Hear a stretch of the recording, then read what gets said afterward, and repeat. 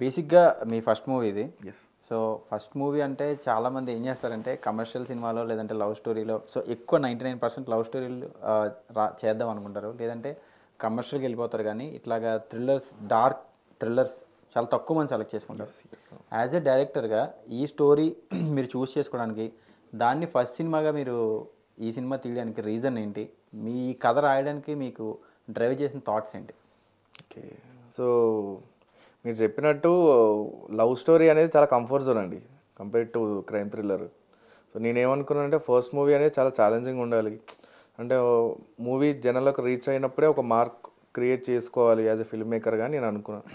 ఎందుకంటే స్టార్టింగే మనం చాలా కంఫర్ట్ జోన్లో ఉండి చాలా ఈజీగా వెళ్ళిపోయి సినిమా తీసి అది కొంచెం 50-50 ఛాన్స్ అయినా మళ్ళీ కెరీర్ రిస్క్లో పడిపోతుంది. అండ్ వన్ మోర్ థింగ్ ఏంటంటే నాకు యాజ్ ఎ రైటర్గా crime thrillers more interesting. So రాసేటప్పుడే నేను హై లెవెల్ ఎక్సైట్ అవుతాను. సో లవ్ స్టోరీ వచ్చేసరికి ఏంటి అంటే అది డిపెండ్స్ ఆన్ యాక్టర్స్. సో మనం అనుకునే ఎమోషన్ అది వాళ్ళు కన్వే చేస్తారా ప్రాపర్గా ఆన్ స్క్రీన్ అనేది మనకు ఐడియా ఉండదు. బట్ క్రైమ్ థ్రిల్లర్ అనేది completely in my hands. So actors అనేది నేను వాళ్ళని హ్యాండిల్ చేసుకోగలుగుతాను. ఓకే. ఎందుకంటే కంప్లీట్లీ స్క్రీన్ ప్లే మీద డిపెండ్ అయి ఉంటుంది సస్పెన్స్ అనేది.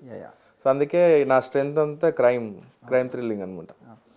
అండ్ బేసిక్గా ఏంటంటే కొత్త డైరెక్టర్స్ మ్యాక్సిమం ఆల్రెడీ నోటెడ్ యాక్టర్స్తోనో ఎవరితోనో చేయడానికి ఇంట్రెస్ట్ చూపిస్తుంటారు. మీరు ఇప్పుడున్న టైంలో ఏంటంటే ఇప్పుడు ఓటీటీ వచ్చింది, అట్లనే థియేటర్స్ కూడా బాగానే రన్ అవుతున్నాయి. కానీ ఈ టైంలో కొత్త యాక్టర్స్తో పూర్తిగా అందరూ మ్యాక్సిమం కొత్త వాళ్ళు అంటే 1-2 సినిమాలు చేసిన వాళ్ళ హీరోయిన్ కూడా అందరూ కొత్త వాళ్ళని తీసుకోవాలంటే చాలా డేర్ స్టెప్. యాజ్ ఎ డైరెక్టర్గా మీకు డేర్ స్టెప్, యాజ్ ఎ ప్రొడ్యూసర్గా మీ ప్రొడ్యూసర్కి డేర్ స్టెప్. అది తీసుకోవడానికి రీజన్ ఏంటి? అంటే ఈ కథ డిమాండ్ కొత్త వాళ్ళని చేసిందా, లేదంటే కొత్త వాళ్ళతో మీరు కంఫర్ట్ ఫీల్ అవుతారన్నా? కంఫర్ట్ అనేది కూడా ఉంది. ఎందుకు అనంటే ఫస్ట్ అయితే స్టోరీ డిమాండ్ చేసింది.